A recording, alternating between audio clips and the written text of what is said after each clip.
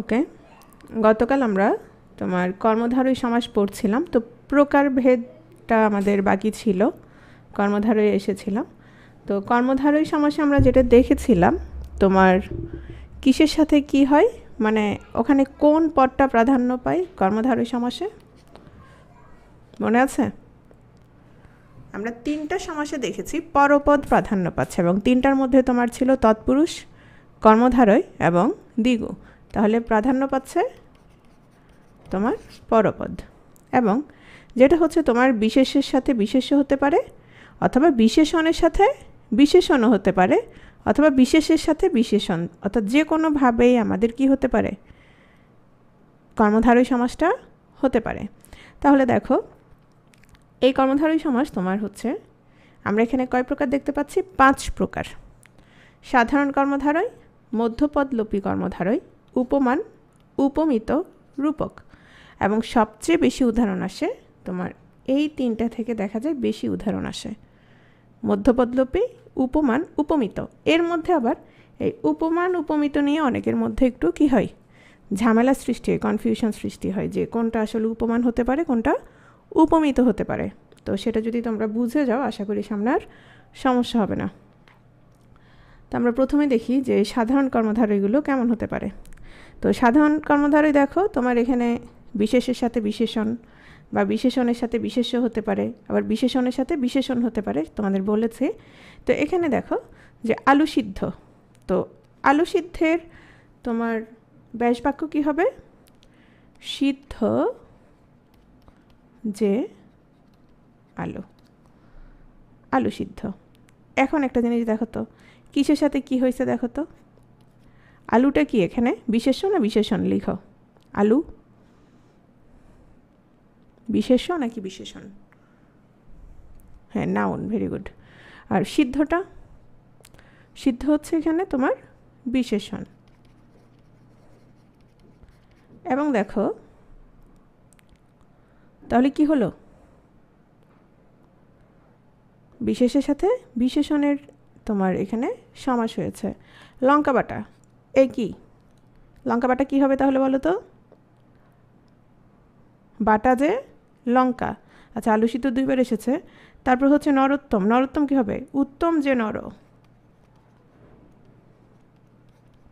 উত্তম যে নর।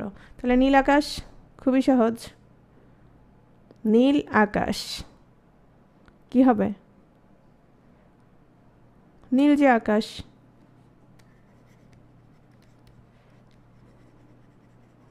এই কিভাবে ছিন্নপত্র কি হবে?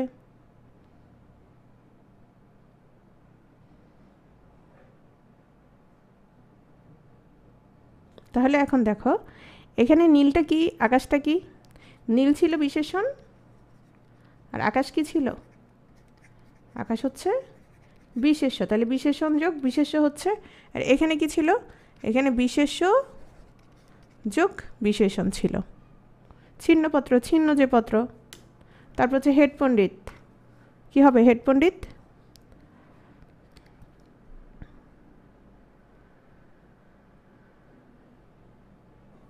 হেড যে পণ্ডিত। রাঙ্গামাটি কি হবে? লিখো তো।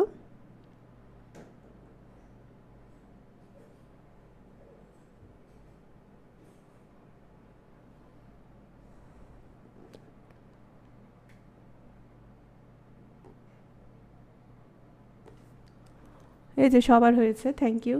রাঙ্গা যে মাটি, ছিন্ন যে পত্র। তাহলে এগুলো আমরা কি পাচ্ছি? হেড যে পণ্ডিত। এগুলো হচ্ছে আমাদের সাধারণ কর্মধারয় সমাস। নেক্সট আসো মধ্যপদলোপী কর্মধারয় সমাস। তাহলে যে কর্মধারয় সমাসে তোমার ব্যাস বাক্যের মধ্যপদের লোপ হয় তাকে আমরা কি বলবো? মধ্যপদলোপী কর্মধারয় সমাস। আচ্ছা, এখানে ব্যাস বাক্যটা লিখা আছে, আসলে সমস্ত পদ লেখার কথা ছিল। যেমন ধরো, সিংহ চিহ্নিত আসন কি হলো? সিংহাসন। দেখো তো কোন পদটা লোপ পেয়েছে?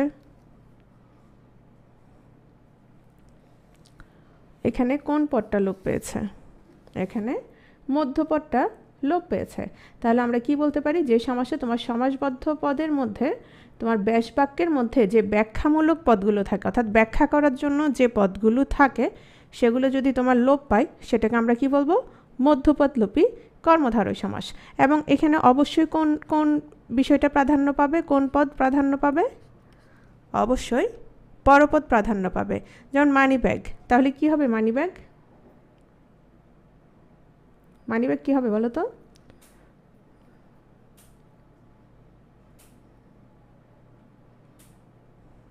মানি রাখার ব্যাগ, ভেরি গুড, মানি রাখার ব্যাগ। একইভাবে সাহিত্য সভা,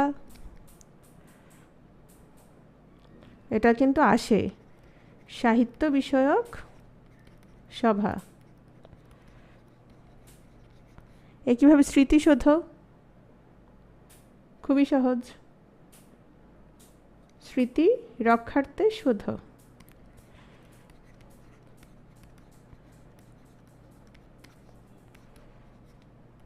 কার যেন নাম আছে, সৌধ। ঘর জামাই কি, ঘরে আশ্রিত জামাই না? তাহলে বউরা কি হবে?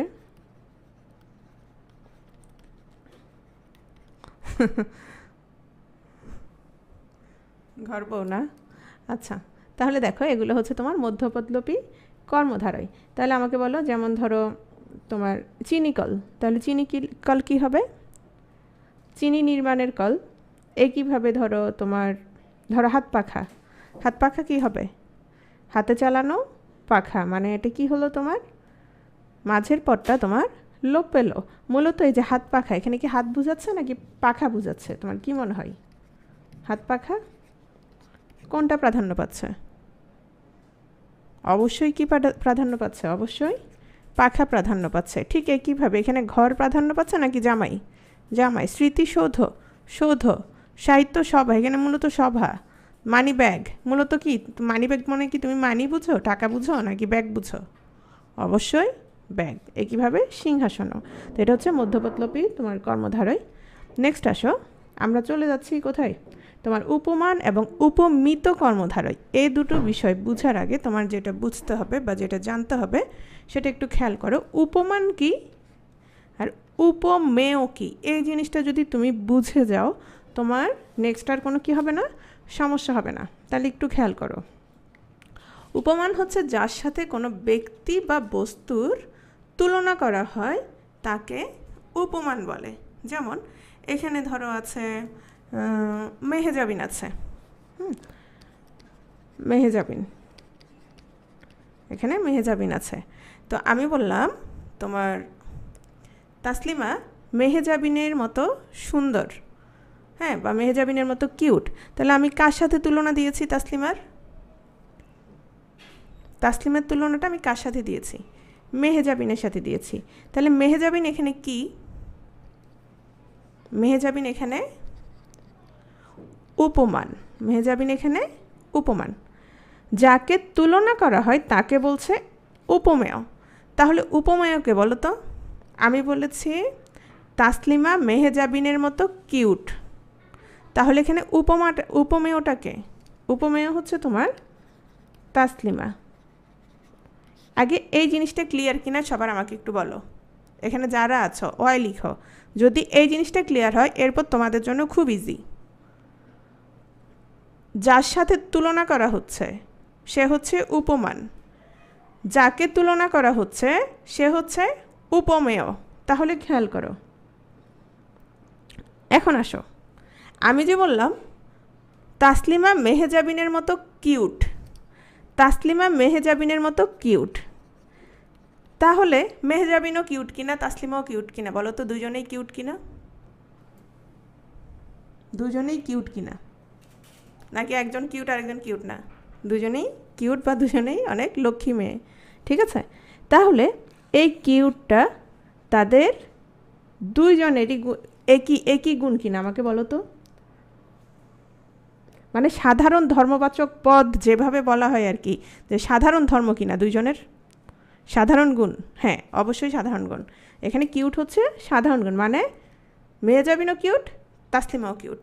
তাহলে এখন আসো, উপমান কর্মধারয়ের আমরা তোমার কি বুঝবো, আগে সংজ্ঞাটা দেখি। সাধারণ ধর্মবাচক পদের সাথে উপমান পদের যে সমাস হয় তাকে উপমান কর্মধারয় সমাস বলে। আমি যে বললাম সাধারণ ধর্মবাচক পদের সাথে, সাধারণ ধর্মবাচক পদ কি ছিল? কিউট ছিল। সাধারণ ধর্মবাচক পদ ছিল কিউট। আমি বললাম সাধারণ ধর্মবাচক পদের সাথে উপমান পদের, উপমান কে ছিল? উপমান কে ছিল? মেহেজাবিন। মেহেজাবিন উপমান পদের সাথে তোমার সাধারণ ধর্মবাচক পদের যে সমাস হয় তাকে উপমান কর্মধারয় বলে। তাহলে মেহেজাবিন কিউট, এটা কি হবে, কোন সমাস হবে বলো?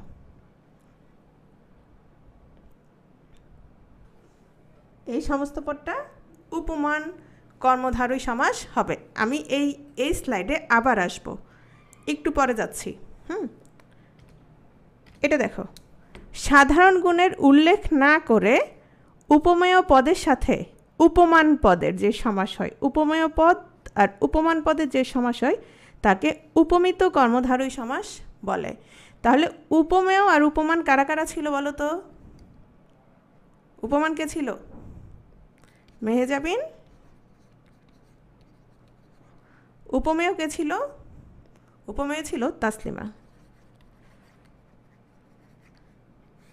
এ দুটো মিলে যখন হচ্ছে তখন সেটা কোন সমাস? তখন সেটা হচ্ছে উপমিত কর্মধারয় সমাস। তাহলে এখানে কিসের উল্লেখ থাকবে না বলো তো? উপমিততে, উপমিততে কিসের উল্লেখ থাকবে না? সাধারণ গুণের উল্লেখ থাকবে না, বরং উপমিততে কে কে থাকবে? উপমান আর উপমেয় মিলে সমাসটা হবে। আর যদি উপমানের সাথে তোমার সাধারণ গুণ থাকে সেটা কি হবে? সেটা হয়ে যাবে উপমান কর্মধারয়। একটু কে কে বুঝছো, কে কে বুঝো নাই বলো তো? বুঝলে ওয়াই বলো, ওয়াই লিখো। বুঝছো কি না? একটু বুঝছো না? তাহলে আমরা যদি উদাহরণ দেই তাহলে আমাদের ক্লিয়ার হয়ে যাবে না? কি মনে হয়? আশা করি উদাহরণ দিলে আমাদের ক্লিয়ার হয়ে যাবে। তাহলে দেখো, উপমান দেখো, সাধারণ ধর্মবাচক পদের সাথে উপমান পদের যে সমাস হয় তাকে উপমান কর্মধারয় সমাস বলে। দেখো, কাজলের নেই কালো, কাজলের নেই কালো। অপরাজিতা এটা খেয়াল করো তাহলে বুঝবা। কাজলের নেই কালো, কে কাজলের নেই কালো? ধরলাম যে কোনো একজন, হ্যাঁ, বা ধরলাম কারো চুল কাজলের নেই কালো। হ্যাঁ, তাহলে এখানে দেখো কাজলের সাথে যে তুলনা করা হয়েছে, কাজল এখানে কি?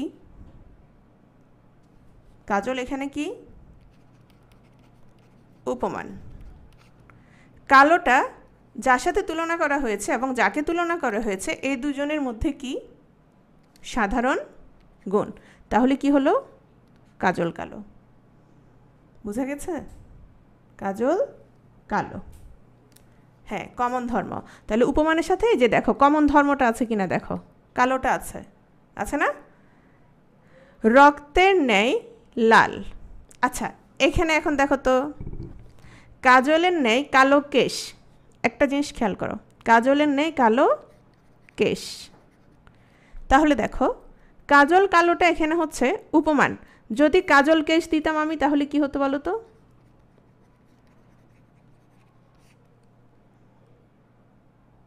উপমেয় বলে সমাস নাই,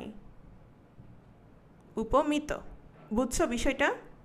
তখন কার সাথে হতো? কাজলের নেই কালো কেশ হলে মানে কেশ এবং কাজল এই দুজনের কমন ধর্ম কোনটা? কমন ধর্ম কোনটা? কমন ধর্ম হচ্ছে কালো। তাহলে তোমার উপমানের সাথে যদি কিসের হয়? কমন ধর্মের, মানে কমন যে গুণটা, হ্যাঁ, সাধারণ যে গুণ, সাধারণ গুণের হলে সেটা উপমান কর্মধারয় হতো হয়। আর উপমানের সাথে যদি উপমেয়ের হতো, এখানে কেশ কি ছিল? কেশ হচ্ছে উপমেয়। এ দুটো যদি হতো, কাজল কেশ হতো, তখন এটা কি হতো? উপমিত। বুঝছো? অপরাজিতা মনে হয়েছিল ওর নাম, বুঝতে পেরেছো? অপরাজিতা মনে হয়েছিল, মেসেজ উপরে উঠে গেছে দেখতে পাচ্ছি না। বুঝছো বিষয়টা? তাহলে এটা সবার ক্লিয়ার কিনা? ক্লিয়ার হলে আমি উদাহরণ দিব অনেকগুলো। হ্যাঁ, অপরাজিতা বুঝতে পারছো, ওকে। তাহলে দেখো, রক্তের ন্যায় লাল। তাহলে এই যে রক্তের ন্যায় লাল, রক্তের ন্যায় লাল কি? আচ্ছা তৃপ্তি শোনো, কাজল কেশটা লাগবে না, এখন যে উদাহরণটা দিচ্ছি সেটা দেখো। রক্তের ন্যায় লাল, ধরলাম রক্তের ন্যায় লাল কোনো একটা কাপড় বা শাড়ি কিছু একটা ধরলাম একবারে রক্তের ন্যায় লাল। হ্যাঁ, তাহলে দেখো তো এখানে রক্ত আর লাল, রক্তটা কি রক্তের সাথে তুলনা করা হয়েছে। হ্যাঁ হ্যাঁ, রক্তের ন্যায় কমল। আচ্ছা রক্তের ন্যায় কমল, যদি কমল হয় লাল কমল, তাহলে রক্ত কমল হলে কি হতো বলো তো? রক্ত কমল, বুঝছো বিষয়টা? উপমিত হতো।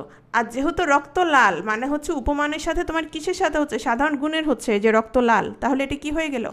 এটা হচ্ছে উপমান কর্মধারয়। আর যদি হতো রক্ত কমল, রক্তের ন্যায় লাল কমল, তাহলে কমল এবং রক্তের দুটো সাধারণ গুণ হচ্ছে লাল, রক্ত হচ্ছে সেখানে উপমান, আর তোমার কমল হচ্ছে সেখানে উপমেয়, তাহলে রক্ত কমল কি হতো? উপমিত। একটু বুঝলে কিন্তু তোমার একেবারেই সহজ। শশকের ন্যায় ব্যস্ত, শশক মানে কি? শশক হচ্ছে খরগোশ, খরগোশ খুব দৌড়াই। হ্যাঁ, তো শশকের ন্যায় ব্যস্ত, শশ ব্যস্ত মানে হচ্ছে শশকের সাথে তুলনা করা হয়েছে, আর ব্যস্ত হচ্ছে তোমার সাধারণ গুণ, শশ ব্যস্ত হচ্ছে তোমার কি সমাস? উপমান কর্মধারয় সমাস। তো এখানে দেখো বাস্তব তুলনা বুঝাবে, বাস্তব তুলনা বুঝাবে বলতে তোমার বেশিরভাগ তুলনাগুলো, যেমন কাজল, কাজল কেমন হয়? কালো হয়। রক্ত, রক্ত কেমন হয়? লাল হয়। শশকের ন্যায় ব্যস্ত, শশক কেমন থাকে? খালি দৌড়াই, ছুটে। হ্যাঁ, তাহলে এজন্য এখানে লিখে দিয়েছি বাস্তব তুলনা বুঝাবে। এটা হচ্ছে তোমার কোনো সূত্র না, কোনো কিছু না, জাস্ট মনে রাখার উদ্দেশ্যে। যেমন ধরো তুষারের ন্যায় শুভ্র, তাহলে কি হবে? তুষার শুভ্র, শুভ্র মানে কি? শুভ্র মানে হচ্ছে সাদা, তো তুষার তো সাদাই হয় তাই না? তুষার কি হয়? তুষার হচ্ছে সাদা হয়। আচ্ছা পৃথা আরেকবার বলবো, কোনো চিন্তা করার দরকার নাই। তারপর হচ্ছে আলতা রাঙা, আলতাটা কেমন হয়? রাঙা হয়। দুধের নেই সাদা, তাহলে দুধ সাদা কি হবে? সাদাটা এখানে কমন, সাধারণ গুণ, দুধ সাদা, উপমান কর্মধারয়। তারপর তোমারে বললাম যে স্বর্ণোজ্জ্বল, স্বর্ণের নেই উজ্জ্বল, তাহলে কি হবে?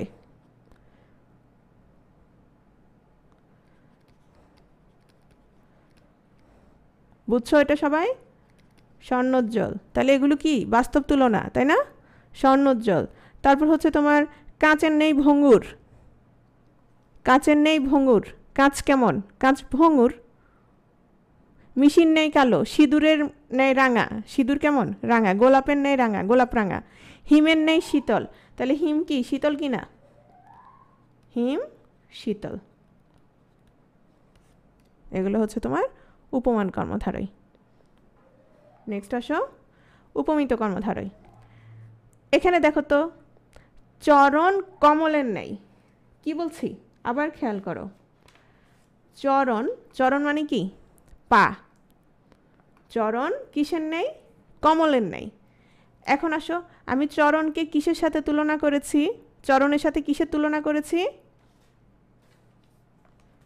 চরণের সাথে কিসের তুলনা করেছি? কমলের তুলনা করেছি। হ্যাঁ, কিন্তু চরণ কমলের নেই, ধরলাম সুন্দর। সুন্দর তাহলে দুজনের কি গুণ? সাধারণ গুণ। তাহলে সাধারণ গুণ কি তোমার উপমিত কর্মধারয়তে উল্লেখ থাকবে না থাকবে না? উল্লেখ থাকবে না। এখানে কে কে থাকবে? উপমান এবং উপমেয়টা থাকবে, এবং উপমান এবং উপমেয় যদি থাকে দেখো চরণ কমল, চরণ কমলের নেই, চরণ কমল, তাহলে কি হচ্ছে? এটা কি সমাস? উপমিত কর্মধারয় সমাস। পুরুষ কিসের নেই?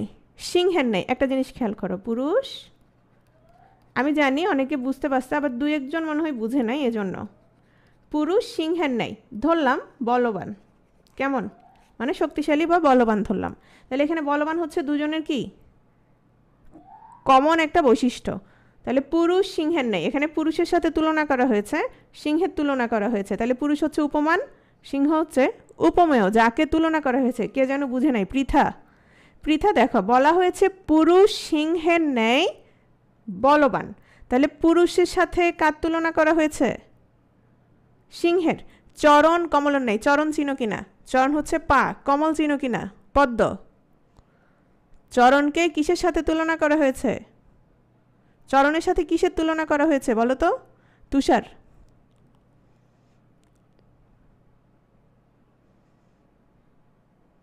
পদ্মের তুলনা করা হয়েছে। ঠিক আছে, তো এখানে সাধারণ গুণের সাথে যদি সাধারণ গুণটা থাকতো, ধরো চরণ সুন্দর এরকম কোনো কিছু, সেক্ষেত্রে সেটা হতো তোমার কি? উপমান কর্মধারয়। কিন্তু এখানে বলছে চরণ কমল, মানে উপমানের সাথে উপমেয়ের তোমার কি হচ্ছে? সমাসটা হচ্ছে। ঠিক আছে, বাহু লতার নেই। বাহু লতার নেই কি? বাহু লতার নেই লম্বা কিংবা দীর্ঘ কিংবা সুন্দর। হ্যাঁ, তাহলে এখানে দেখো বাহু লতা, বাহু লতার নেই, তাহলে কি হচ্ছে? বাহু হচ্ছে উপমান আর লতা হচ্ছে উপমেয়। এই যে উপমান আর উপমেয় মিলে হয়ে গেল বাহুলতা, এবং এটা এই জন্য কি সমাস? উপমিত কর্মধারয় সমাস। আমি উপমান আর উপমিতর পেছনে সময় দিচ্ছি, এর কারণ হচ্ছে তোমরা গত 3টা বিসিএস একসাথে 41, 42, 43 3টা বিসিএসে তোমার কোত্থেকে প্রশ্ন আসছে? কর্মধারয় থেকে। এবং দেখা যায় তোমার অন্যান্য সরকারি পরীক্ষায়ও প্রচুর প্রশ্ন থাকে কর্মধারয় থেকে, এবং এখান থেকেই বেশি থাকে, উপমান উপমিত এগুলো থেকে। কারো যদি ক্লিয়ার না থাকে আমি ক্লাস শেষে আবার বুঝাই দিব, ঠিক আছে? এখন আচ্ছা, এখানে একটা কথা, হ্যাঁ, যেটা বলছিলাম অবাস্তব তুলনা বুঝাবে। অবাস্তব তুলনা মানে কেমন দেখো, একটু আগে আমি যেটা বলেছিলাম, যেমন তুষারের নেই শুভ্র, তুষার শুভ্র ছিল, সেখানে তোমার তুষার সত্যিকারেই কি? তো তুষার সত্যিকারেই কি তোমার হচ্ছে শুভ্র। লতা উপমান, বাহু উপমেয় না? শুনো, বাহু লতার নেই, কিসের নেই? মূলত এখানে উপমান আর উপমেয় তো আছে, এখানে কি সাধারণ গুণ আছে কিনা? তৌফিক, তৌফিক আল নোমান। এখানে উপমান আর উপমেয় সমাস হচ্ছে, এখানে কিন্তু কি নাই? সাধারণ গুণ নাই। সাধারণ গুণ যেহেতু নাই, উপমান আর উপমেয় যেহেতু হচ্ছে, এটা কি হবে? উপমিত কর্মধারয়। বুঝছো কি না? তাহলে দেখো, যার সাথে তুলনা করা হয় সে হচ্ছে উপমান, যাকে তুলনা করা হচ্ছে সে হচ্ছে কিসের মতো? সে হচ্ছে কি? এখানে লতা হচ্ছে তাহলে কি? লতা তাহলে কি হবে? হ্যাঁ, লতা উপমান। ঠিক আছে, আমিও ঠিক বলছো, লতা হচ্ছে উপমান, কারণ এখানে লতার সাথে তুলনা করা হচ্ছে। বাহু লতার নেই, তাহলে লতার সাথে তুলনা করা হচ্ছে, লতা হচ্ছে এখানে উপমান আর বাহু হচ্ছে উপমেয়। এখন তোমরা যদি সাধারণ গুণের উল্লেখ না থাকে তাহলে সোজা উপমিত, আর সাধারণ গুণের উল্লেখ থাকলে ওটা কি হবে? উপমান। শেষ তো। তোমরা যদি কোথাও দেখো যে শুভ্র, তারপরে শীতল, রাঙা, কালো, সাদা, লাল, কোমল, তার মানে এগুলো সবগুলো কি? এগুলো সব সাধারণ গুণ।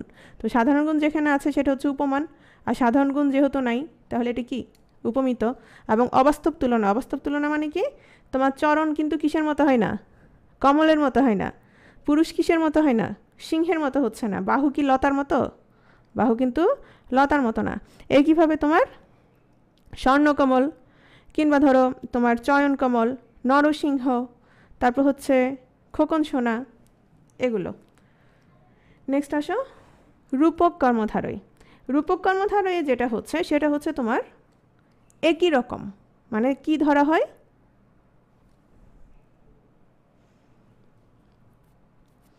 আচ্ছা আবু সাইদ, একটু পরে বলছি, কারণ এখানে অনেকেই আছে তো, অনেকেই এটা বুঝে গেছে, আমি তোমাদেরকে আবার একটু পরে বুঝিয়ে দিচ্ছি। দেখো, উপমান এবং উপমেয়ের মধ্যে অভিন্নতা কল্পনা করা হলে রূপক কর্মধারয় সমাস হয়। এই সমাসে উপমেয় পদ পূর্বে বসে, উপমান পদ পরে বসে, এবং সমসমান পদের রূপ অথবা ই যোগ করা হয়। আবার দেখো, এখানে যেটা হচ্ছে উপমান আর উপমেয় এ দুটো মিলে সমাস হচ্ছে, কিন্তু এদের মধ্যে কি কল্পনা করা হচ্ছে? অভিন্নতা কল্পনা করা হচ্ছে, মানে এদের মধ্যে এরা দুজন কীরকম? একেবারে একই রকম কল্পনা করা হচ্ছে।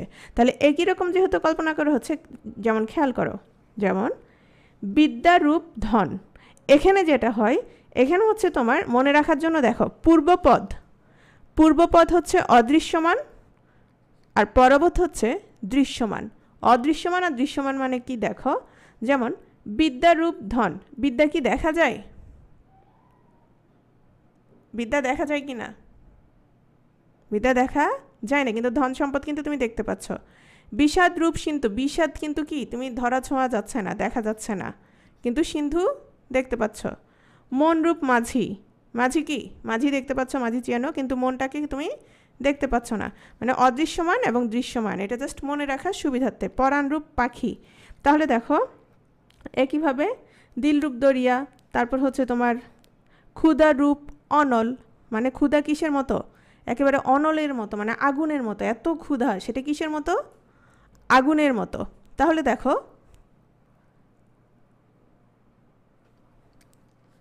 বিদ্যাধন, বিষাদ সিন্ধু, মন মাঝি, পরাণ পাখি, তাহলে এগুলো সবগুলোই তোমার হচ্ছে কি রূপক কর্মধারয় সমাস, কারণ এখানে হচ্ছে তোমার কি অভিন্নতা কল্পনা করা হচ্ছে কিসের মধ্যে, উপমান এবং উপমেয়ের মধ্যে। আগে হচ্ছে তুলনা করা হয়েছিল, সাধারণ গুণ ছিল, কিন্তু এখানে একেবারে অভিন্নতা কল্পনা করা হচ্ছে, বলা হচ্ছে যে এরা একেবারে কীরকম, একই রকম। বিষয়টা বুঝছো? রূপক কর্মধারয়টা বুঝা গেছে?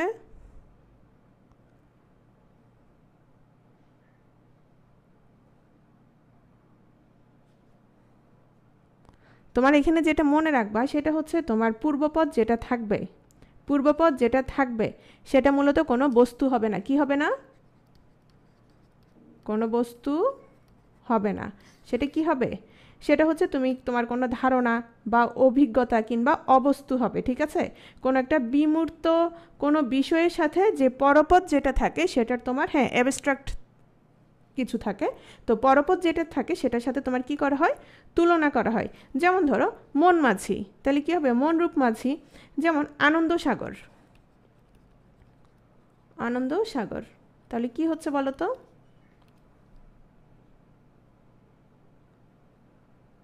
আনন্দরূপ সাগর।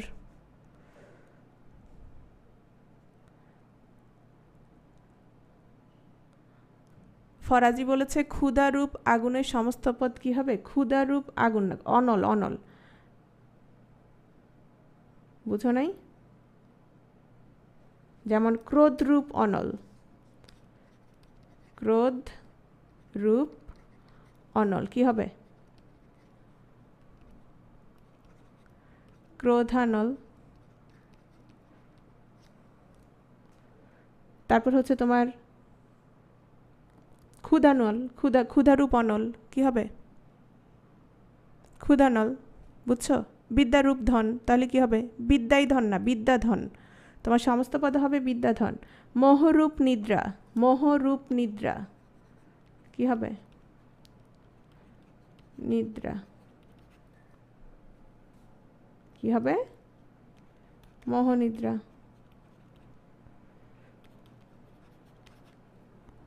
ঠিক আছে?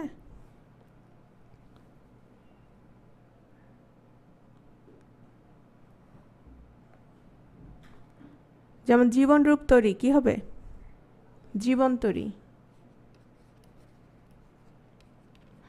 জীবনরূপ তরী, জীবন তরী। ওকে, এগুলো হচ্ছে রূপক কর্মধারয়, এবং এক্ষেত্রে যেটা খেয়াল করবা পূর্বপদ অদৃশ্যমান এবং তোমার পরপদ, যেমন পরপদটা সেটা হচ্ছে তোমার দৃশ্যমান। ঠিক আছে, নেক্সট আসো। তাহলে আমি তোমাদের কয়েকটা উদাহরণ দিই, দেখি পারো কি না। যেমন ধরো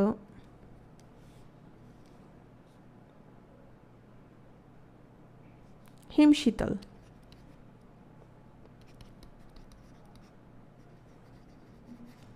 হিমশীতল কি হবে বলো,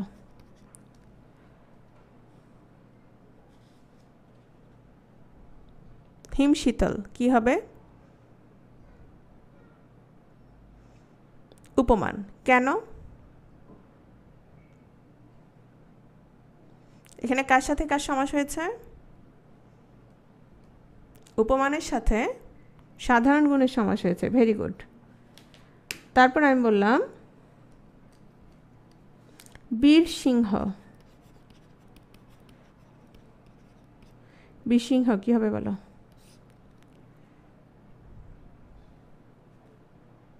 বীর সিংহ হচ্ছে তোমার উপমিত। কেন?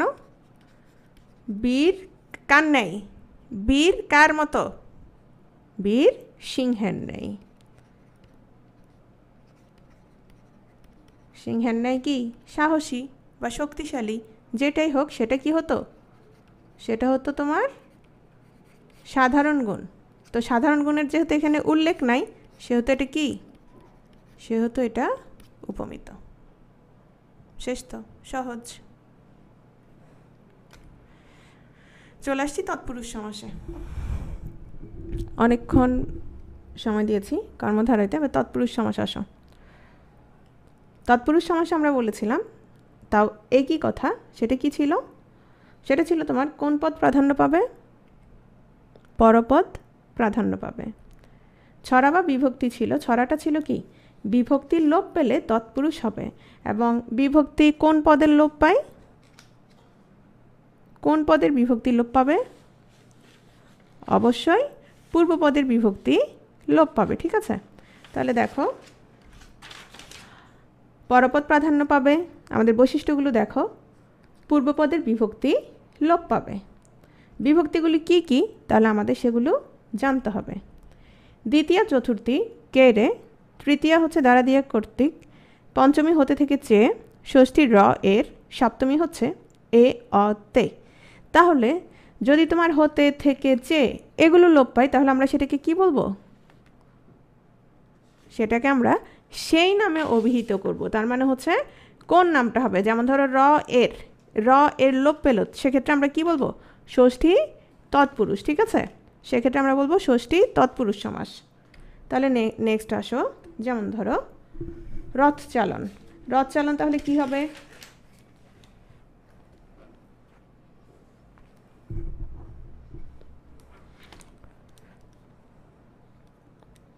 রথকে চালানো, সহজ, রথকে চালানো। পুত্রলাভ, পুত্রকে লাভ, আমি একটু দ্রুত লিখছি, পুত্রকে লাভ। জ্ঞান শূন্য, জ্ঞান শূন্য কি হবে, জ্ঞান দ্বারা শূন্য।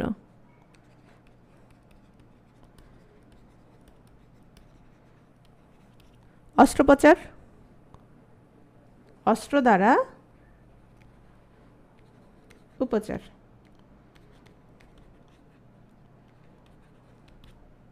শিশু বিভাগ, কাদের জন্য বিভাগ, শিশু বিভাগটা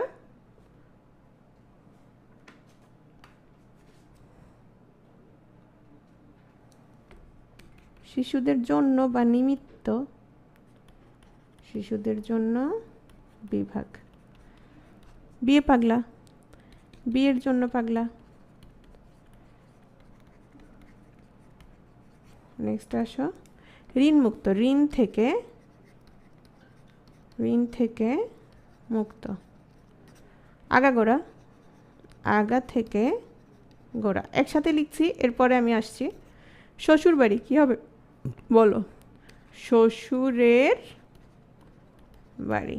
এই শ্বশুর শাশুড়ি বানান পারো তো না, শ্বশুর শাশুড়ি বানান কিন্তু ভিন্ন আছে। পূর্বাহ্ন, অন্যের কি পূর্বভাগ। অকাল পক্ক, অকালে পক্ক, অকালে কি পেকে গেছে। রাত কানা, মানে সে কিন্তু দিনে দেখে, তাহলে কি রাতে কানা।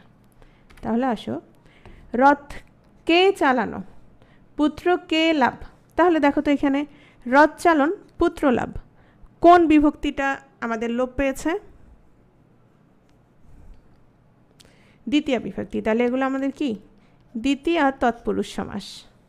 জ্ঞান দ্বারা শূন্য, আমরা জানি দ্বারা দিয়া কর্তৃক, এগুলো হচ্ছে তোমার কি তৃতীয় বিভক্তি। তাহলে জ্ঞান শূন্য অস্ত্রোপচার, এগুলো কি হবে, এগুলো হচ্ছে তোমার তৃতীয় তৎপুরুষ সমাস। তারপর হচ্ছে শিশু বিভাগ, বিয়ে পাগলা।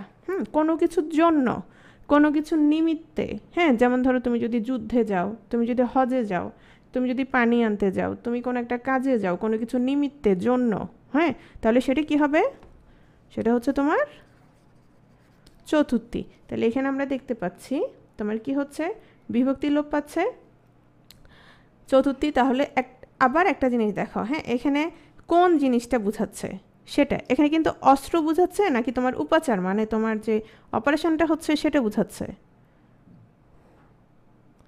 মানে পরপদটা প্রাধান্য পাচ্ছে কিনা। আমাদের তৎপুরুষ সমাসের মেইন বিষয়টা কি? মেইন বিষয়টা হচ্ছে তোমার পরপদ প্রাধান্য পাবে, এটা সবার আগে মনে রাখবা। দ্বিতীয় হচ্ছে তোমার বিভক্তি লোপ পাবে, পূর্বপদের বিভক্তি লোপ পাবে, ঠিক আছে? এটাই হচ্ছে তোমার কি তৎপুরুষ সমাস।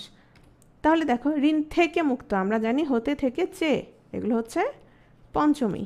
শ্বশুর বাড়ি, শ্বশুরের বাড়ি, তাহলে র এর, তাহলে এগুলো কি ষষ্ঠী। পূর্বাহ্ন, অন্যের, অন্যের এর পূর্বভাগ, তাহলে এটাও ষষ্ঠী। অকালে পক্ষ, তাহলে আমরা জানি এ অ তে, এগুলো হচ্ছে তোমার কি সপ্তমী। তাহলে রাতে কানা, এগুলো হচ্ছে তোমার কোন তৎপুরুষ? সপ্তমী তৎপুরুষ সমাস।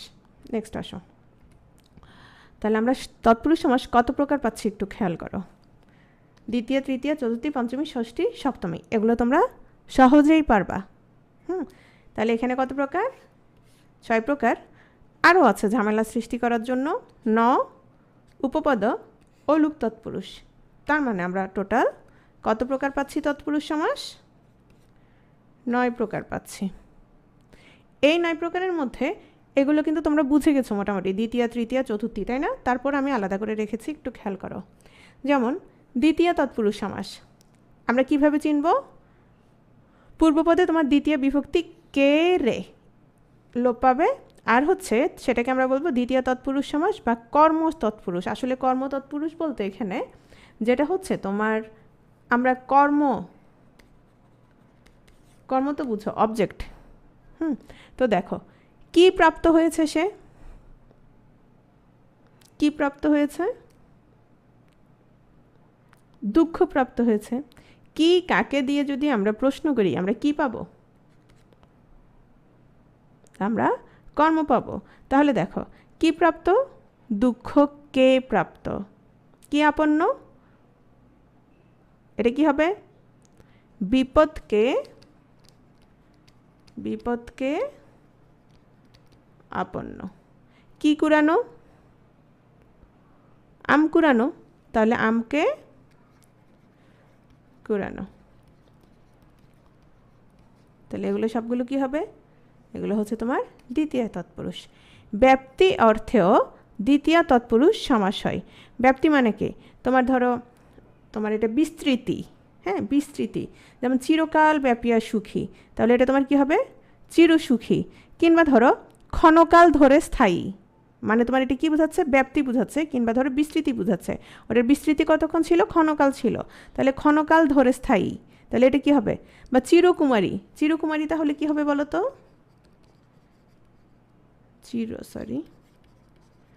চিরকুমারী,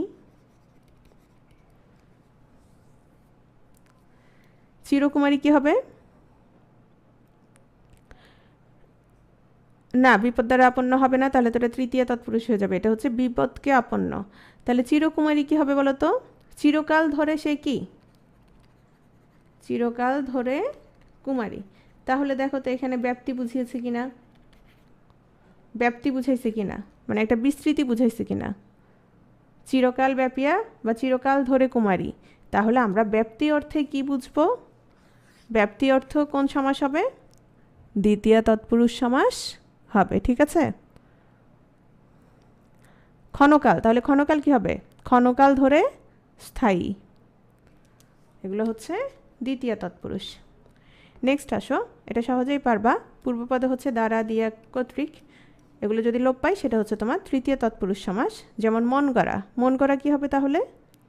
মন দ্বারা গড়া বা মন দিয়ে গড়া। তারপরে কষ্টার্জিত, আমি একটু দ্রুত টানছি এগুলো যেহেতু তোমরা বুঝো। আচ্ছা, এগুলো বুঝতে কি কারো অসুবিধা হচ্ছে সেটা বলো, কারো সমস্যা হচ্ছে কি না?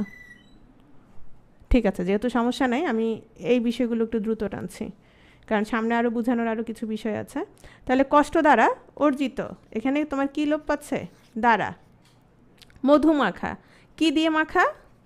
মধু দিয়ে মাখা। মন গড়া, কি দ্বারা গড়া? তোমার মন দ্বারা গড়া, ঠিক আছে? তাহলে এই যে দ্বারা দিয়ে, যেহেতু দ্বারা দিয়ে কর্তৃক এগুলো লোপ পাচ্ছে, সেহেতু এগুলো হচ্ছে তোমার কি সমাস? তৃতীয় তৎপুরুষ সমাস। চতুর্থী, আচ্ছা তৃতীয় তৎপুরুষ সমাসের কিছু বিষয় আছে একটু খেয়াল করো, সেটা হচ্ছে উন, হীন, শূন্য প্রভৃতি শব্দ উত্তর পদে হলো তৃতীয় তৎপুরুষ সমাস হয়। কীরকম দেখো, একন বিদ্যাহীন, তাহলে একন কি হবে? এক দ্বারা অন্য। তারপর ধরো বিদ্যাহীন কি হবে? বিদ্যা দ্বারা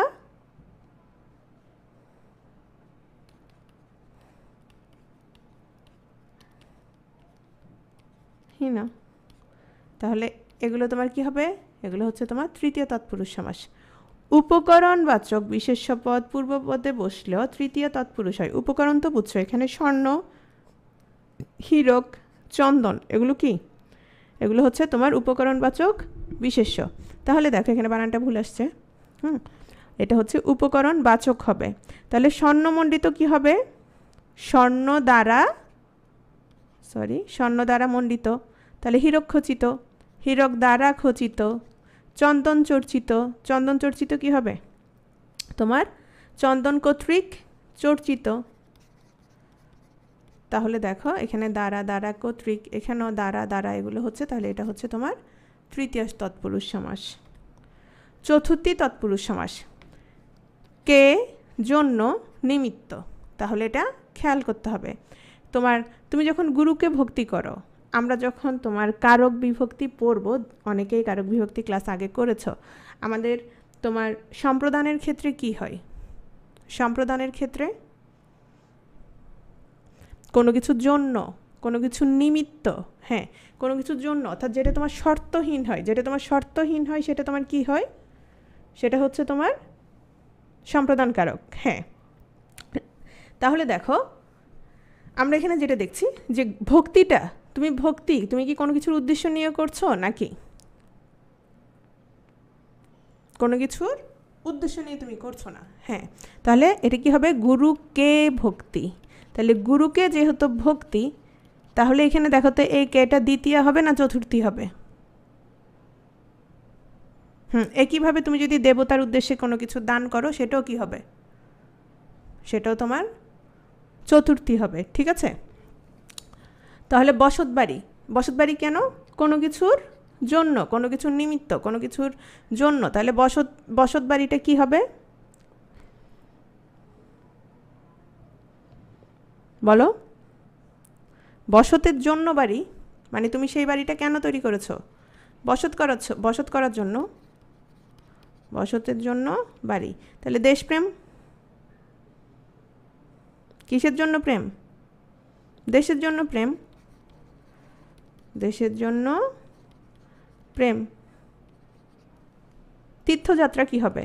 তীর্থযাত্রা, হজে যাত্রা, এগুলো কি হবে? তীর্থযাত্রা, তোমার তীর্থের জন্য যাত্রা। তারপর হচ্ছে হজের জন্য যাত্রা। তারপর হচ্ছে তোমার যদি মুসাফির খানা হয়, সেটা কি? মুসাফিরদের জন্য খানা। খানা মানে এখানে কি বলো তো? এই খানা মানে আমি শব্দে পড়িয়েছিলাম, মুসাফির খানা। এই খানা কি খাবার না, এই খানা হচ্ছে স্থান, এটা হচ্ছে স্থান। ঠিক আছে? তাহলে মুসাফির খানা তোমার কি হবে? চতুর্থী তৎপুরুষ সমাস। এটা ক্লিয়ার কিনা? চতুর্থী তৎপুরুষ সমাস, দ্বিতীয় এবং চতুর্থী, এ দুটোর মধ্যে কিন্তু ঝামেলা করবা না। যেটা তোমার কোনো কিছুর জন্য, কোনো কিছুর নিমিত্ত, কোনো কিছুর উদ্দেশ্য, তখন সেটা কি হবে? তখন সেটা তোমার হচ্ছে চতুর্থী তৎপুরুষ সমাস। এবং এটার সাথে আমাদের কিসের মিল আছে? সম্প্রদান কারকের, তাই না?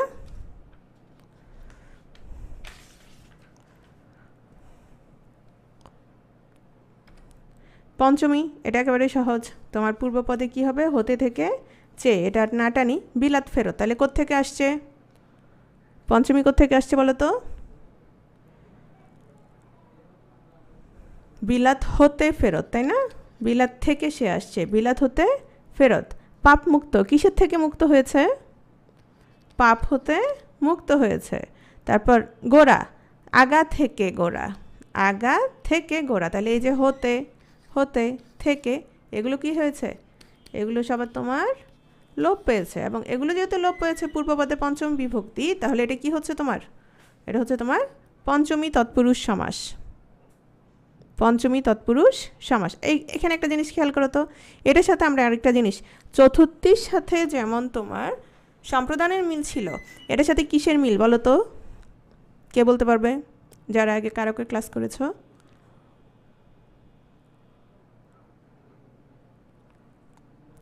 কি হবে বলো তো, কোন কারক? অপাদান। Samin, thank you. এটা হচ্ছে অনেকটা অপাদান, সমস্ত পদের পূর্বপদ তোমার হচ্ছে কি হয়, অপাদান কারক হবে। যেমন ধরো কোনো কিছু থেকে চ্যুত, জাত, উৎস, আগত, ভীত, হ্যাঁ এরকম। যেমন পাপ মুক্ত, তাহলে পাপ পাপ থেকে মুক্ত, তাই না? এই হচ্ছে তোমার কি হয়, পঞ্চমী তৎপুরুষ সমাস। ষষ্ঠী তৎপুরুষ সমাস, ষষ্ঠীতে সহজ র এর লোপ পাবে, আর সেটা হচ্ছে ষষ্ঠী তৎপুরুষ সমাস। তাহলে দেখো চা বাগান কি হবে, চা বাগান। আচ্ছা চা বাগান মানে কি, চা বুঝাই নাকি বাগান বুঝাই? নিশ্চয়ই বাগান বুঝাচ্ছে। তাহলে কি হবে, চা এর বাগান। রাজার পুত্র, শ্বশুর বাড়ি কি হবে? আচ্ছা শ্বশুর বানান এখানে ভুল হয়েছে, শ্বশুর বানান কীভাবে হবে? শাশুড়ির ক্ষেত্রে তোমার ডয় শূন্য র হয়, কিন্তু শ্বশুরের ক্ষেত্রে হয় র। আবার শাশুড়ির ক্ষেত্রে তোমার কিন্তু এই তালব্যস্য নিচে ব নাই, কিন্তু এখানে শ্বশুরের ক্ষেত্রে আছে। তাহলে শ্বশুর বাড়ি হচ্ছে শ্বশুরের বাড়ি, হ্যাঁ তাহলে এখানেও এরটা হচ্ছে। তাহলে ছাত্র সমাজ কি হবে? ছাত্র সমাজ, ছাত্রের সমাজ। দলনেতা কি হবে? দলের নেতা, দলের নেতা, ঠিক আছে। ছবিঘর, ছবিঘর, ছবির ঘর, ছবির ঘর, ঠিক আছে। গণতন্ত্র, এগুলো আসে, গণতন্ত্র আসে। গণতন্ত্র কি হবে? গণের, গণের তন্ত্র, গণের তন্ত্র, ঠিক আছে। বিশ্বকবি, বিশ্বকবি কি হবে? বিশ্বের কবি। তাহলে এগুলো হচ্ছে তোমার, যেহেতু র এর লোপ পাচ্ছে, এগুলো হচ্ছে তোমার ষষ্ঠী তৎপুরুষ। এখন আসো ষষ্ঠী তৎপুরুষ সমাসে রাজাস্থলের রাজ, এটা জাস্ট কয়েকটা নিয়ম। সেটা হচ্ছে তোমার কখন লাগবে, তুমি যদি তোমার ব্যাস বাক্য নির্ণয় করতে দেয়, সেক্ষেত্রে তোমার জন্য একটু সহজ হবে যদি এই নিয়মগুলো তুমি দেখে রাখো। এখানে যেটা হচ্ছে সেটা হচ্ছে রাজাস্থলের রাজ, পিতা, মাতা, ভ্রাতা, এই তিনটা স্থলে কি হবে? পিতৃ, মাতৃ, ভাতৃ হবে। যেমন গজনীর রাজা কি হবে? সমস্ত পদে কি হবে?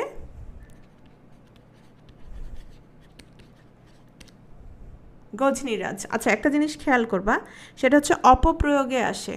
অপপ্রয়োগে কি আসে জানো?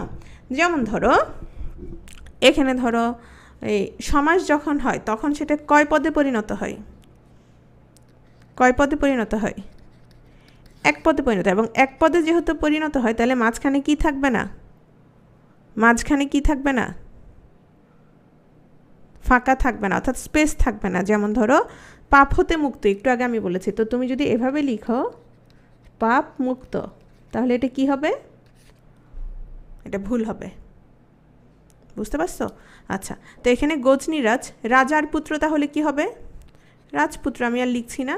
পিতার ধন, তাহলে পিতাটা কি হয়ে যাবে বলেছে?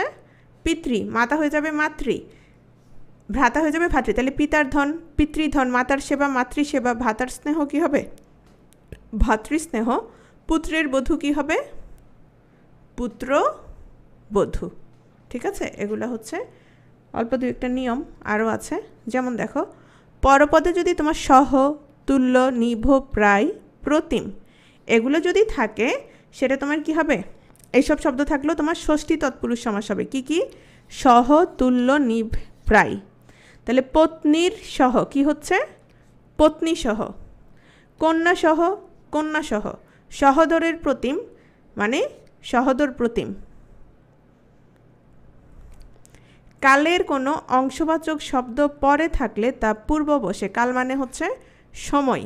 অন্যের পূর্ব ভাগ, তাহলে পূর্বটা আগে চলে আসছে, আর অন্যটা কোথায় চলে যাবে তোমার?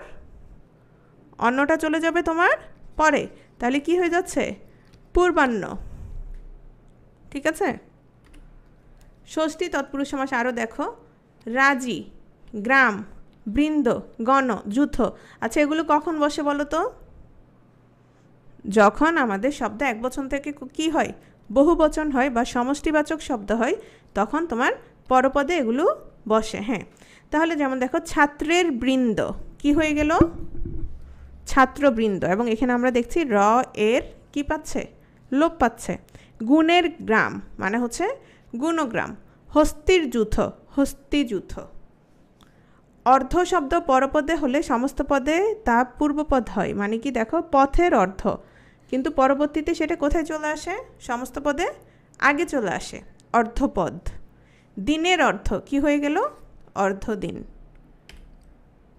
শিশু, দুগ্ধ ইত্যাদি শব্দ পরে থাকলে স্ত্রীবাচক পূর্বপদ তোমার পুরুষবাচক হয়। কীরকম? মৃগীর শিশু কি হয়ে গেল? মৃগ শিশু, মৃগ শিশু। ছাগির দুগ্ধ হয়ে যায় ছাগ দুগ্ধ। তাহলে এখানে দেখো মৃগী, তারপর হচ্ছে তোমার ছাগি, এগুলো কি হয়ে গেল? স্ত্রীবাচক পূর্বপদটা কি হয়ে গেল?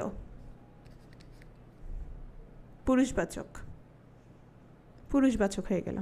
ব্যাসবাক্যের রাজা, এটা অলরেডি অনেকবার বলা হয়েছে, থাকলে সমস্ত পদে সেটা আগে বসে। যেমন পথের রাজা কি হয়ে গেল? রাজপথ, পথের রাজা, এটা কিন্তু আসে। হাঁসের রাজা কি হলো? রাজহাঁস। সপ্তমীতে চলে আসছি, দেখো এ অতে লোপ পাবে। যেমন গাছে পাকা, গাছ পাকা। মনে মরা, মন মরা। ঘাড়ে ধাক্কা কি হবে? ঘাড়ে ধাক্কা, ঘাড় ধাক্কা। ঘরে বন্দি কি হবে? ঘর বন্দি। বিশ্বে, বিশ্ববিখ্যাত কি হবে? বিশ্বে বিখ্যাত। রাতে কানা, ঠিক আছে। গলায় ধাক্কা, গলা ধাক্কা। তাহলে এখানে কি হচ্ছে? এ অ তে, এগুলো লোপ পাচ্ছে। নেক্সট আসো। আচ্ছা, এখানে সপ্তমী তৎপুরুষ সমাসে কোনো কোনো সময় ব্যাসবাক্যে পরপদ সমস্ত পদের পূর্বে আসে। যেমন পূর্বে ভূত কি হবে বলো তো? সমস্ত পদে কি হবে? ভূত পূর্ব। পূর্বে অশ্রুত কি হবে? পূর্বে অশ্রুত, একদম সহজ। অশ্রুত পূর্ব। পূর্বে অদৃষ্ট কি হবে? অদৃষ্ট পূর্ব। শেষ, এগুলো আর টানছি না। অলুক তৎপুরুষ সমাস, একটু খেয়াল করো অলুক তৎপুরুষ সমাসটা। অলুক সমাস কোনটা বলো তো? কি লোপ পাবে না অলুক সমাসে? লোপ তো পাই, লোপ যেমন তোমার তৎপুরুষ সমাসে আমরা দেখতে পাচ্ছি তোমার বিভক্তির লোপ পেয়েছে। কোথায় লোপ পেয়েছে? সমস্ত পদে লোপ পেয়েছে নাকি ব্যাস বাক্যে লোপ পেয়েছে? কোথায় কোথায় লোপ পেয়েছে? তৎপুরুষ সমাসে ব্যাস বাক্যে লোপ পেয়েছে, কিন্তু আমাদের সমস্ত পদে যখন বিভক্তিটা থেকে যায়, সমস্ত পদে যখন বিভক্তি থেকে যাবে তখন আমরা সেটাকে কি বলবো? অলুক সমাস। যদি সেটা দ্বন্দ্ব সমাসে থাকে তখন অলুক দ্বন্দ্ব, যদি সেটা তৎপুরুষের সাথে সাথে থাকে তখন সেটা কি? অলুক তৎপুরুষ। ঠিক আছে, তাহলে অলুক তৎপুরুষ সমাস দেখো। তেলে ভাজা কি হবে? মূলত তেল দিয়ে ভাজা, তেল দিয়ে ভাজা। শব্দটা ছিল তেল, কিন্তু সমস্ত পদে কি রয়ে গেছে? সমস্ত পদে কি রয়ে গেছে? এটা রয়ে গেছে, ঠিক আছে, এই বিভক্তি রয়ে গেছে। তাহলে বলো তো এটা কোন কোন সমাস? তেল দিয়ে ভাজা। কিন্তু এখানে কোনটা লোপ পেয়েছিল? কোনটা লোপ পেয়েছিল? তৃতীয় বিভক্তি। তাহলে এটা হচ্ছে অলুক তৃতীয় তৎপুরুষ। ঠিক আছে, তারপর ধরো খেলার মাঠ। খেলার মাঠ কি হবে? খেলার জন্য, খেলার জন্য মাঠ। শব্দটা হচ্ছে শুধু খেলা, কিন্তু কি রয়ে গেছে? র রয়ে গেছে। তাহলে এটা কি হবে? এটা হচ্ছে অলুক চতুর্থী তৎপুরুষ। ঠিক একইভাবে তোমার ঘোড়ার ডিম কি হবে বলো তো? এটা কিন্তু ঘোড়ার ডিম, ঘোড়ার ডিম, ঠিক আছে, এটা একসাথে হবে সমস্ত পদে, মানে ঘোড়ার ডিম একসাথে সমস্ত পদে। তাহলে এটা হচ্ছে তোমার অলুক ষষ্ঠী। একইভাবে তোমার যদি সোনার বাংলা হয় তাহলে কি হবে? দেখো সোনার বাংলা, তাহলে এটা কি হবে? অলুক ষষ্ঠী, হ্যাঁ অলুক ষষ্ঠী শেষ। মামার বাড়ি, মামার র আছে, একই অলুক ষষ্ঠী। মাটির মানুষ, মনের মানুষ, মাটির মানুষ মনের মানুষ, অলুক ষষ্ঠী। সাপে কাটা কি হবে?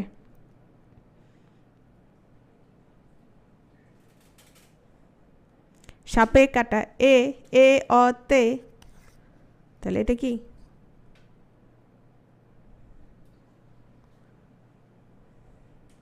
আচ্ছা, ভাস্কর বলেছে এটা তাহলে সমাস কেন হলো?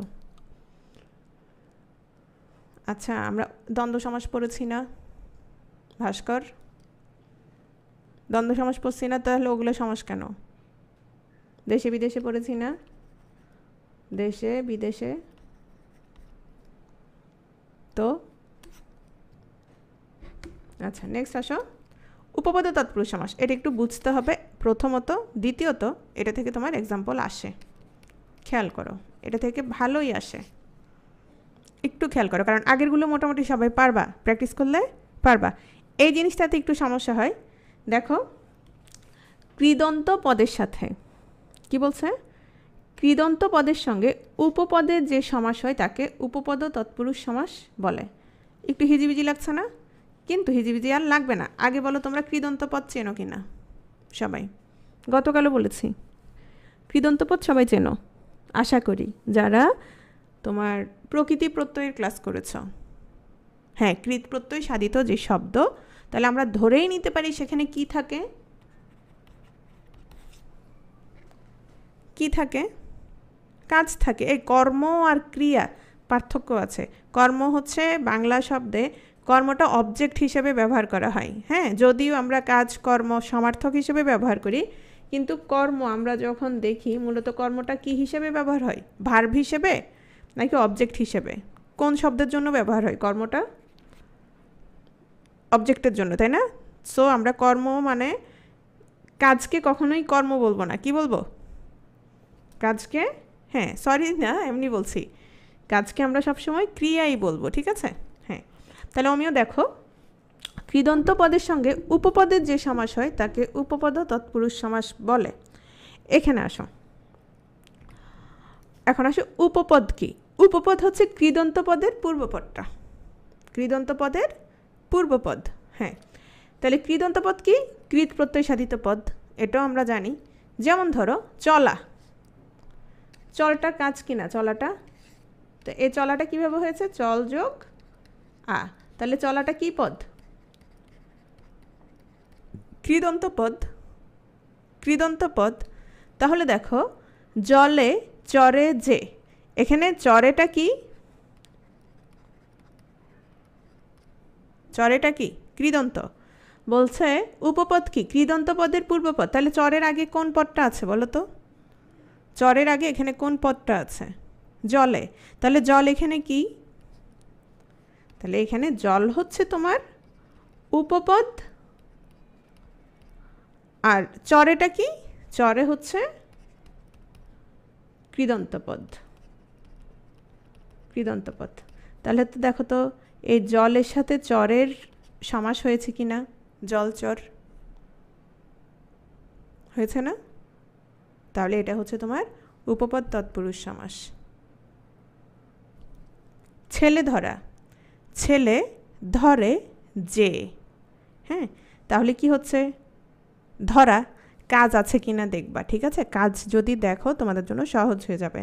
তাহলে ছেলে ধরে যে, ছেলে ধরা, তাহলে একটু খেয়াল করো তো কীরকম। ধরো আমরা যদি দেখি উদাহরণগুলো, শেষে কি থাকছে? শেষে,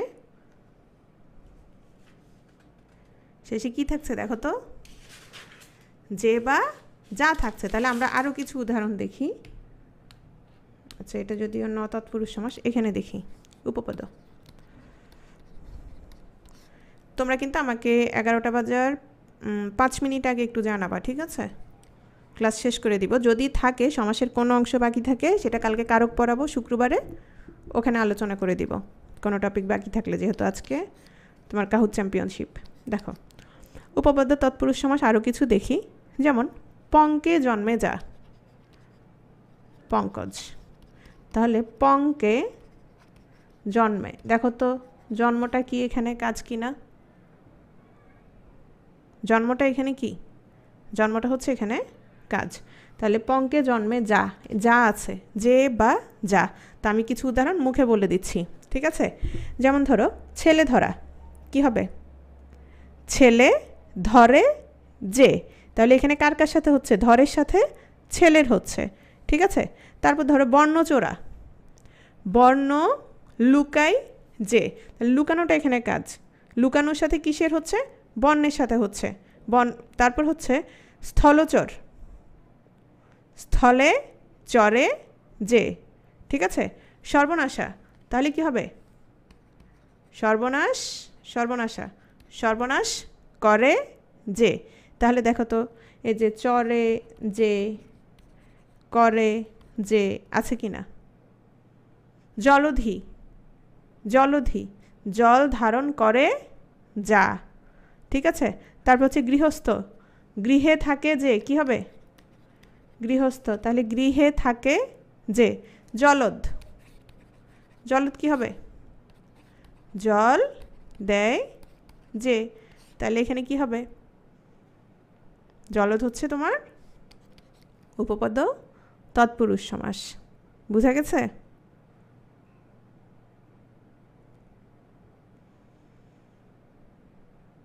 জলজ, তাহলে জলজ যদি জল দেয় যা, তাহলে জলজ কি হবে বলো তো? জলে জন্মে যা। এই পর্যন্ত যতগুলো বলেছি সবগুলোর মাঝখানে তুমি কি পাইছো বলো তো? সবগুলোর মাঝে তুমি কি পেয়েছো? কৃদন্ত পদ পেয়েছো, ঠিক আছে? চলে আসছি বহুব্রীহি সমাসে। বহুব্রীহি সমাসে তোমাদের একটা কথা বলেছিলাম, সেটা হচ্ছে তোমার পূর্বপদ প্রাধান্য পাবে না, আবার পরপদও প্রাধান্য পাবে না, আবার উভয় পদও প্রাধান্য পাবে না। কি প্রাধান্য পাবে সেখানে? সেটার অন্য কোনো অর্থ সেখানে প্রাধান্য পাবে। পূর্বপদ পরপদ একটারও কি বুঝাবে না? অর্থ বুঝাবে না।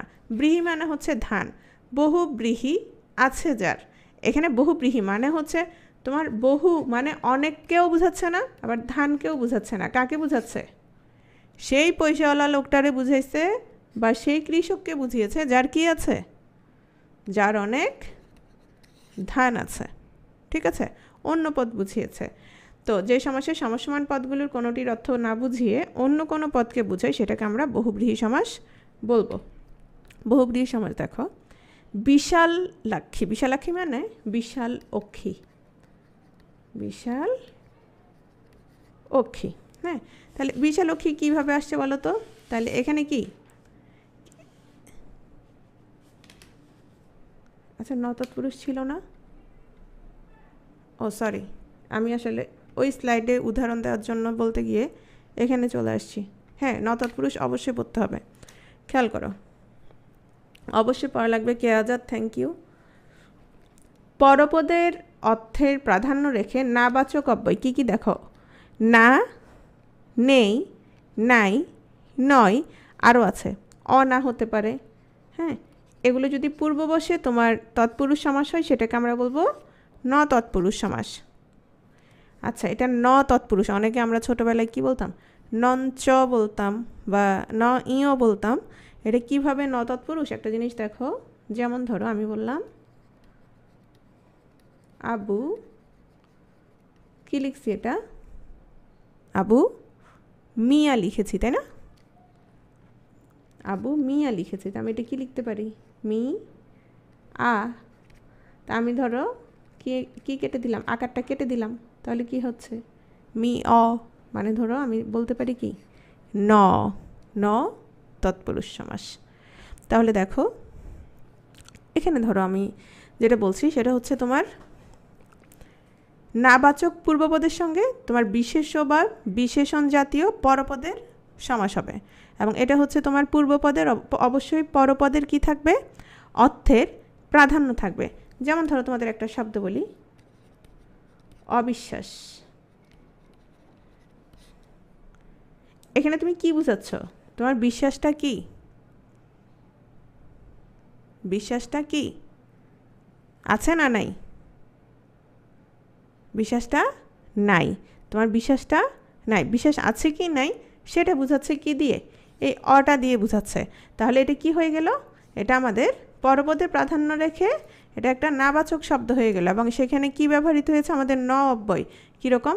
না, নেই, নাই, নয়, এগুলো ব্যবহার হয়েছে। হ্যাঁ, তাহলে দেখো তো অনধিক কি হবে? অনধিক হচ্ছে নয় অধিক। এখন আসো, এই নয় তৎপুরুষ সমাসের সাথে তোমাদের যেটা সমস্যা হতে পারে সেটা হচ্ছে ন বহুব্রীহি আছে। ন বহুব্রীহির একটা জিনিস খেয়াল করো, ন বহুব্রীহির সাথে ন তৎপুরুষের যেটা প্রধান বিষয় সেটা হচ্ছে বহুব্রীহির ক্ষেত্রে, বহুব্রীহির ক্ষেত্রে আমাদের কোনটা প্রাধান্য পাই? যেমন ধরো নির্ভুল, তাহলে কি নাই সেখানে?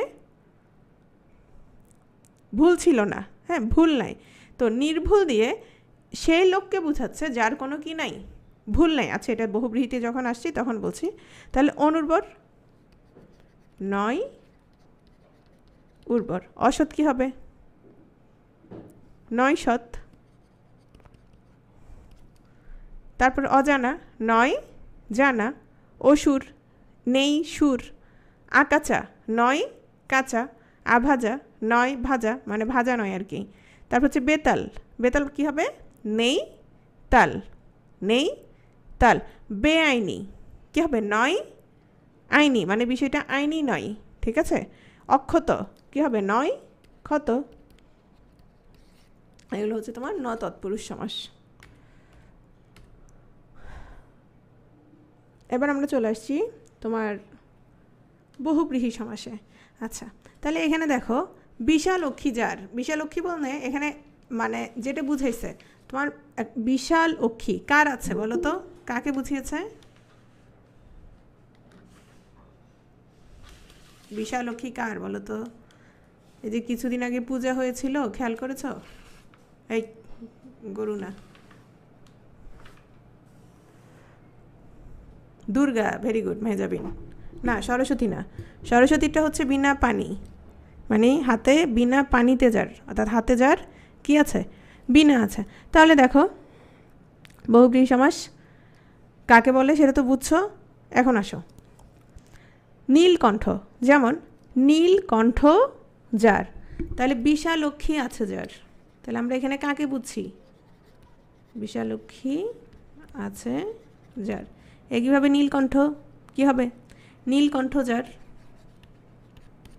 নীলকণ্ঠ যার, তাহলে কাকে বুঝাই বলো তো?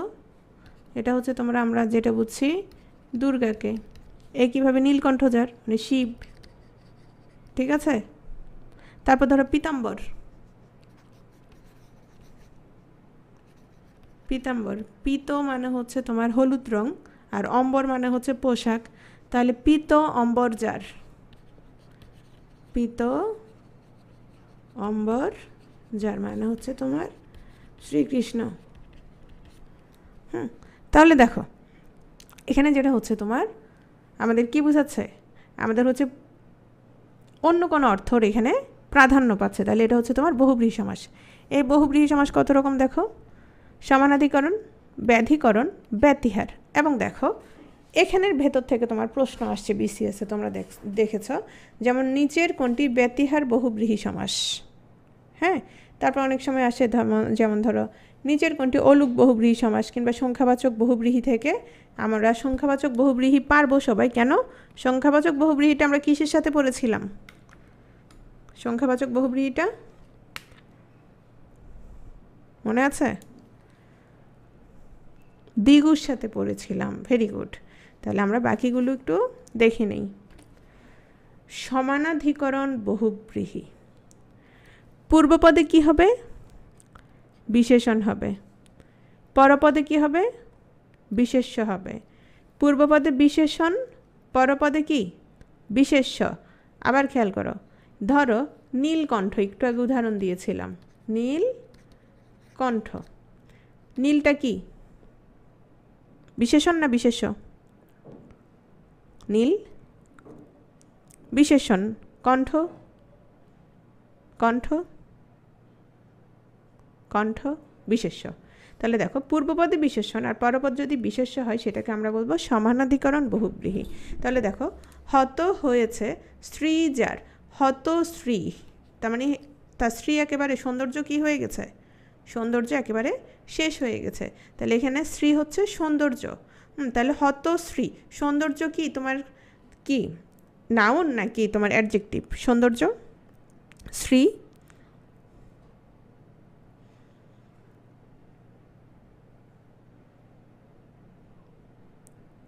হ্যাঁ অ্যাডজেক্টিভ না, এখানে অনেকেই অ্যাডজেক্টিভ লিখছে।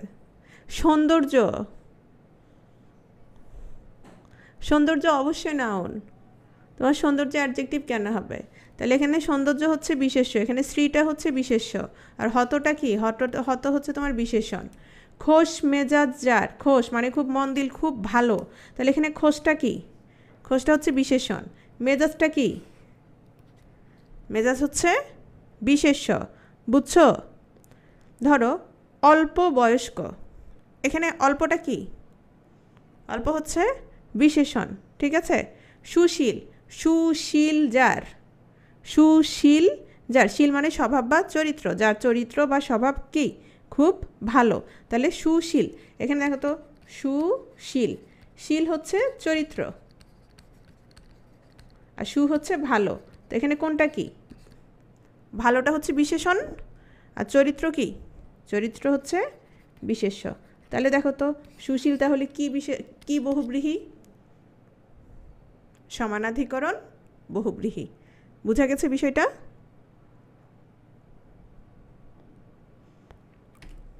ব্যাধিকরণ বহুব্রীহি। সমানাধিকরণে কি কি হওয়ার কথা ছিল? বিশেষণ আর কি ছিল? বিশেষ্য ছিল। এখানে বলছে বহুব্রীহি সমাসের পূর্বপদ এবং পরপদ কোনোটাই কি নয়, কোনোটাই বিশেষণ নয়, কোনোটাই বিশেষণ নয়। তাহলে একটা জিনিস খেয়াল করো তো, ৮০ ২০, ৮০ ২০ মানে কি, দাঁত, ৮০ মানে দাঁত, আর ২০ তো ২০। দেখো তো একটাও বিশেষণ কি না? একটাও বিশেষণ না, দুটোই কি, দুটোই হচ্ছে নাউন, দুটোই হচ্ছে নাউন। তাহলে এখানে কি হচ্ছে ৮০ ২০, ৮০তে ২০ যার, মানে হচ্ছে যার দাঁতে কি আছে, যার দাঁতে বিষ আছে, মানে সাপ আর কি। তাহলে এখানে এটা কি হচ্ছে, এটা হচ্ছে তোমার ব্যাধিকরণ বহুব্রীহি। যেমন ধরো ঊর্ণনাভ, হ্যাঁ ঊর্ণ নাভিতে যার, মানে যার নাভিতে কি আছে, ঊর্ণ মানে হচ্ছে তোমার জাল, জাল মানে জালের সুতো, তাহলে সেটা কি ঊর্ণনাভ। তাহলে কি বলো তো, ঊর্ণনাভ মাকড়সা, ভেরি গুড, ঊর্ণনাভ হচ্ছে তোমার মাকড়সা।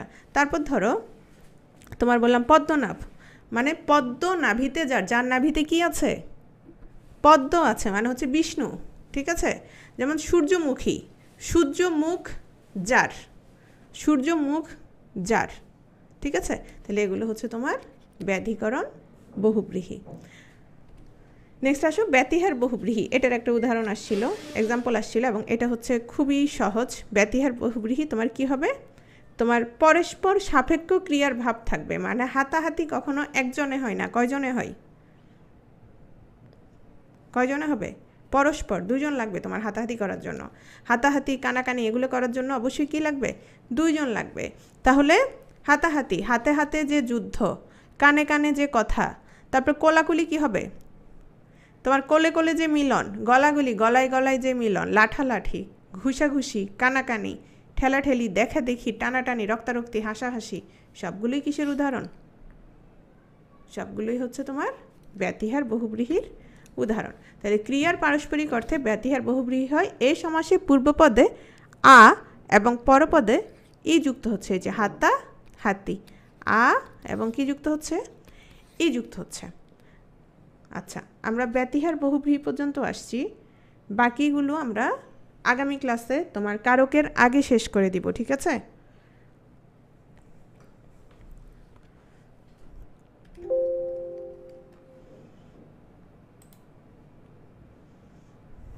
যেহেতু এখন কাহুত চ্যাম্পিয়নশিপ হবে এবং এখানে যারা আছো আমি সবাইকে অনুরোধ করব যেন তোমরা সবাই কাহুত চ্যাম্পিয়নশিপে অংশগ্রহণ করো। আমরা 3 জনকে পুরস্কার দিব এবং এটা যেহেতু বাংলা ব্যাকরণ নিয়ে তোমরা অলরেডি এই কাহুতগুলো অলরেডি অনেকেই প্লে করেছো, তো আশা করি সবাই আসবে। একটু পরেই তোমাদের স্যার লাইভে আসবেন পেজ থেকে, ঠিক আছে?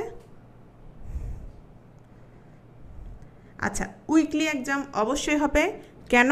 কারণ শুক্রবারে হচ্ছে, আমি তোমাদের সবাইকে বলে দিচ্ছি, শুক্রবার অর্থাৎ আগামীকাল হচ্ছে কারক এবং সমাস দুটোই শেষ হয়ে যাবে। কারক এবং সমাস যদি আগামীকাল শেষ হয়ে যায়, শনিবার রাত 10টায়, যেহেতু শনিবার রাত 10টায় নেওয়া যাবে না, যেহেতু 9:30টায় পরীক্ষা আছে, তার আগেই আমরা তোমার পরীক্ষাটা নিয়ে নিব 8টা করে, 8টা 8:30 করে তোমার উইকলি এক্সামটা নিয়ে নিব শনিবারে, ঠিক আছে? শনিবারে হবে। হ্যাঁ, তাহলে এই সপ্তাহের পুরোটা তোমার চলে আসবে, যেহেতু আমার একটু সমস্যার কারণে এলোমেলো হয়ে গেল শিডিউলটা, কিন্তু আশা করি আগামী সপ্তাহ থেকে আর সমস্যা হবে না। আর সবাই রেডি হও কাহুত চ্যাম্পিয়নশিপের জন্য। কালকের ক্লাসটা আমরা জানিয়ে দিব, ঠিক আছে? যদি পারি একটু এগিয়ে নিব, যেহেতু সমাসও নিতে হবে, কারকও নিতে হবে। ঠিক আছে, তাহলে আল্লাহ হাফেজ। আর আমি স্লাইডটা এখনই দিয়ে দিচ্ছি, ঠিক আছে? রেকর্ড একটু পরে দেওয়া হবে। খোদা হাফেজ।